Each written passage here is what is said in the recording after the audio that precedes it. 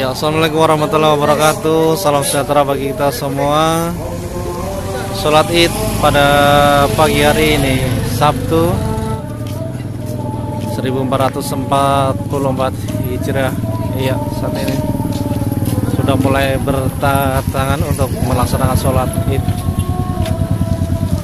Ya, pada pagi hari ini kita terlihat pelangi di atas langit di pelabuhan Kota Bah.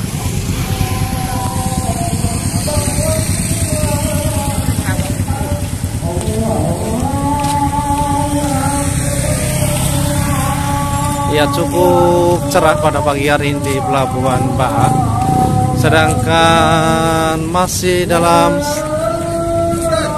diselimuti oleh mendung sedikit, sempat hujan pada pagi hari ini.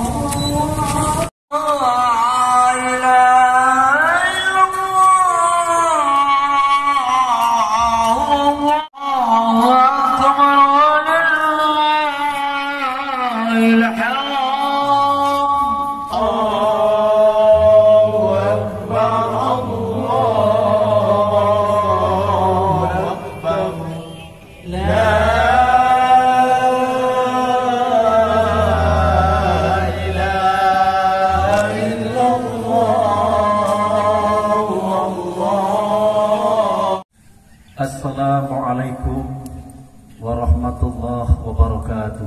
Waalaikumsalam warahmatullahi wabarakatuh. Allahu Akbar, Allahu Akbar, Allahu Akbar, Allahu Akbar, Allahu Akbar, Allahu Akbar, Allahu Akbar, Allahu Akbar, la ilaha illallah, wallahu akbar, Allahu Akbar, walillahil hamd. Alhamdulillahil baqil qahhar, al-azizir ghaffar, mukabbiril laili wan nahar. Ashhadu an la ilaha illallah, al-malikul haqqul qareeb, wa ashhadu anna muhammadan abduhu rasuluh shadiqul wa'dil amin. Allahumma salli wa sallim wa barik ala nabiyyina maulana Muhammadin wa ala alihi wa sahbihi ajma'in. Ya ibadallah, ittaqullaha haqqa tuqatih wa la tamutunna illa antum muslimun. Qala Allah ta'ala fi kitabil karim, a'udzu billahi minasy syaithanir rajim. Qad aflaha man zakkaha wa qad khaba man dassaha. Shadaqallahul azim. Al-ayah. Sebagai satu bentuk ekspresi keberhasilan melewati perjalanan spiritual puasa selama 1 bulan namanya. Allahu Akbar, Allahu Akbar, Allahu Akbar, walillahil hamd. Dan ekspresi itu kita tunjukkan dengan mengungkapkan dengungan kalimat takbir, tahmid dan tahlil, karena semata-mata semuanya terjadi berkat karunia dan nikmat dari Allah semata. Yang kedua, salawat dan salam semoga tetap terlimpahkan kepada junjungan Nabi tercinta, tauladan kita semua, panutan mulia, Nabi Muhammad sallallahu alaihi wasallam. Mudah-mudahan kita sebagai umatnya akan mendapatkan syafaat di hari akhir nanti. Amin, amin ya rabbal alamin. Pesan yang pertama, ketika Nabi akan meninggal dunia, 3 hari akan meninggal dunia, yakni tepatnya pada hari Jumat. Nah, Sabtu, Ahad, Senin Nabi meninggal dunia, persis bertepatan dengan hari kelahirannya, yakni tanggal 12 Rabiul Awal. Ketika saat itu Nabi dalam keadaan sudah tidak berdaya, sehingga untuk bisa memimpin sholat harus diwakilkan kepada yakni Abu Bakar As-Siddiq. Nabi menyampaikan pesan kepada para keluarga, para sahabat, yang pada hakikatnya kepada kita semua sebagai umatnya. Apa pesan yang pertama? Mari kita menjaga kebaruan hati. Hati harus kita perbarui. Sebagaimana dalam satu hadis Nabi, pernah dalam kesempatan yang lain Nabi menyampaikan ketika di hadapan para sahabat, jadidu imanakum, perbaharulah imanmu.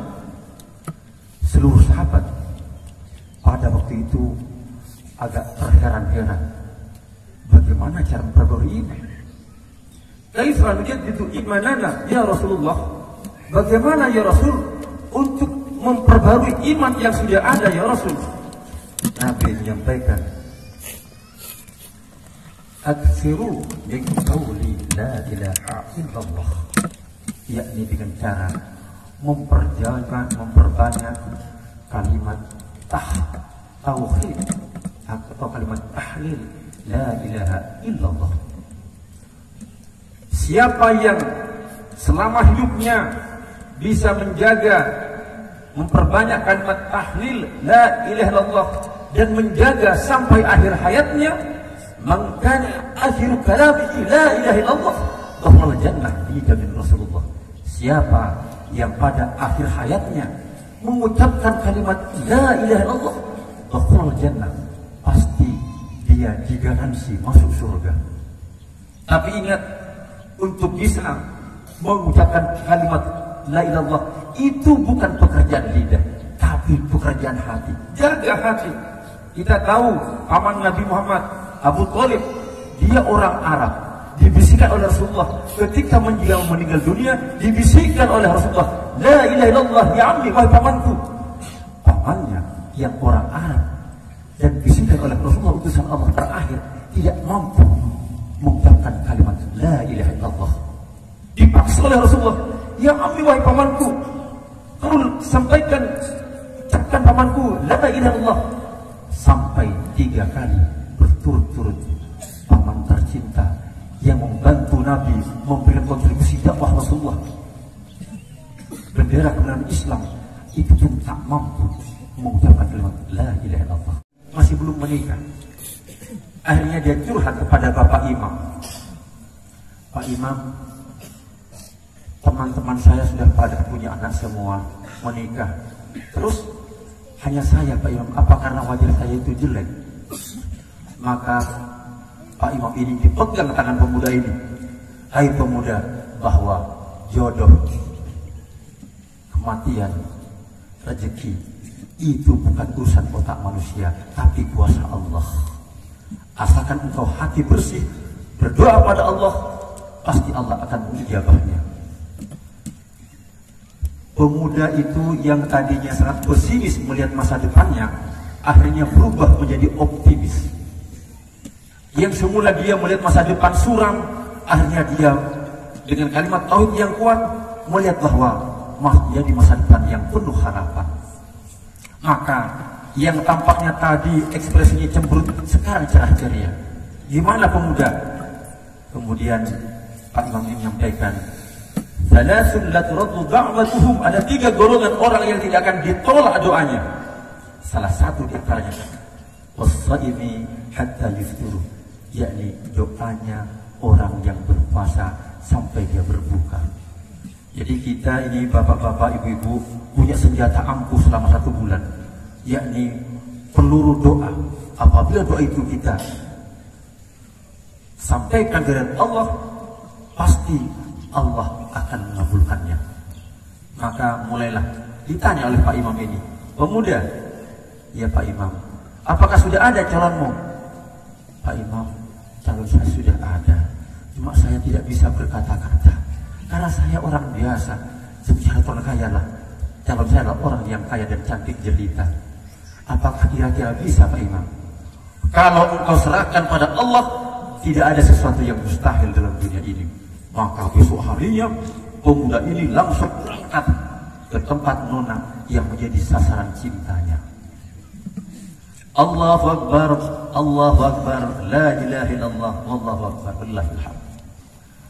Maka ketika pemuda ini sampai di rumah yang dituju, kemudian dia langsung kedua tangannya mengangkat, ya Allah, kebetulan namanya Siti. Siti, ya Rahman, ya Rahim, kalimat yang berkali kalimat Asmaul Husna. Ya Rahman, ya Rahim, ya Ghafar. Siti, Siti, Siti. Tak ada yang lainnya kecuali Siti. Hanya itu saja. Tetapi diucapkan dengan kalimat yang yakin, seyakin-yakinnya. Ketika sampai di rumahnya, ternyata ibunya lagi menyapu depan rumah. Assalamualaikum ibu. Waalaikumsalam nak. Ada apa? Saya perlu sama Siti. Baru saja nak berangkat dengan temannya. Langsung si pemuda mengatakan, Inna lillahi wa inna ilaihi raji'un. Nah, Siti belum meninggal. Tidak mama, tapi bagi saya ini adalah musibah terbesar. Kenapa kamu minta itu? Karena saya ada hati yang Siti. Nah, langsung ibunya marah-marah. Nah, kenapa mama? Kenapa kamu cari Siti? Mama sudah 4 tahun menjanda anakku. Terus, mengapa kamu cari yang tidak ada? Tidak memanfaatkan yang sudah ada. Tertunduk malu pemuda ini. Ya Allah, kenapa doanya salah sasaran ya Allah? Tetapi karena dia tahu jodoh, kematian, rezeki itu dari Allah, maka dia, mama saya pamit dulu mama. Kenapa? Pikir-pikir mama.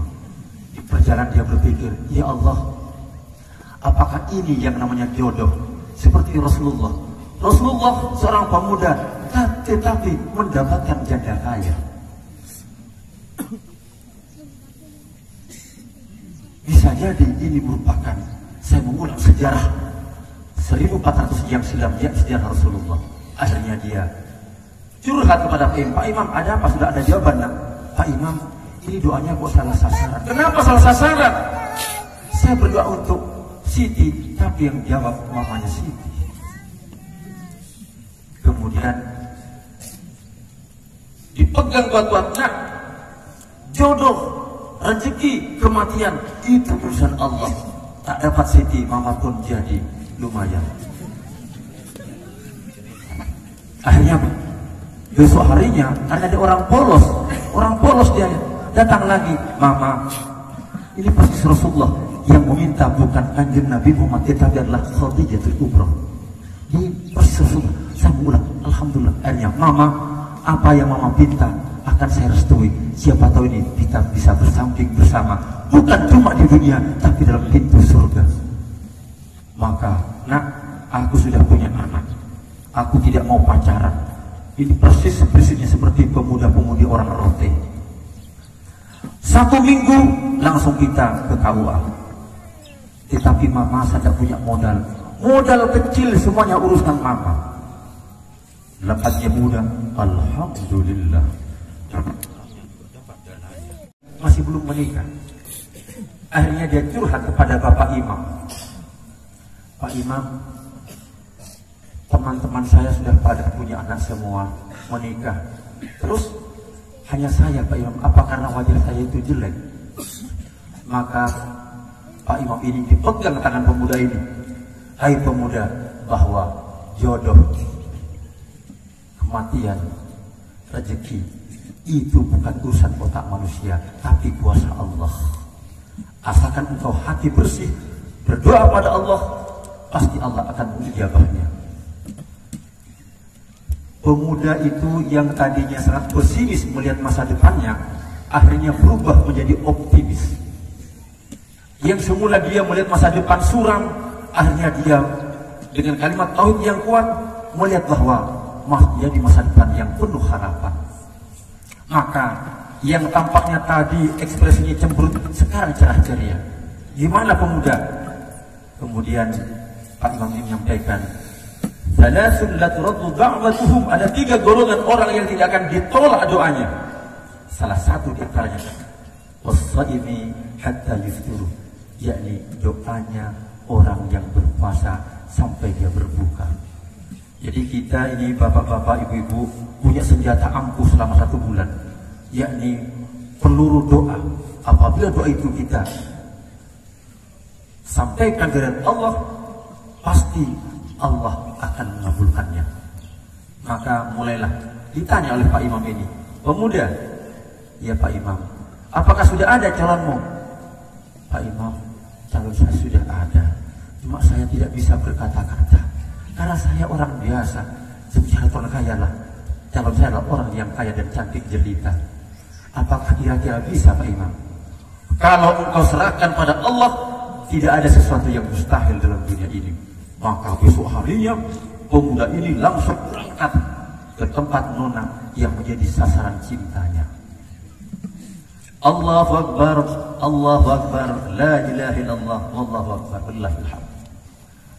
Maka ketika pemuda ini sampai di rumah yang dituju, kemudian dia langsung kedua tangannya mengangkat, ya Allah, kebetulan namanya Siti.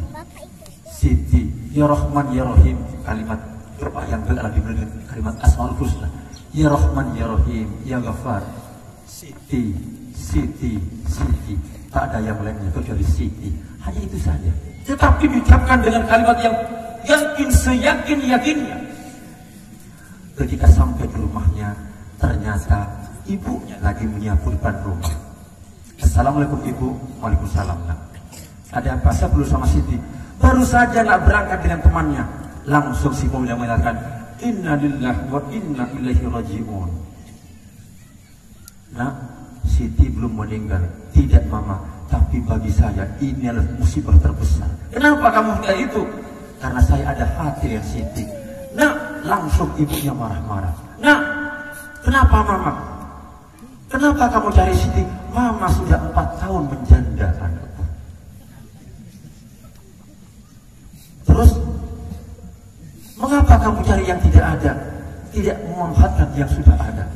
Tertunduk malu pemuda ini. Ya Allah, kenapa doa ini salah sasaran ya Allah?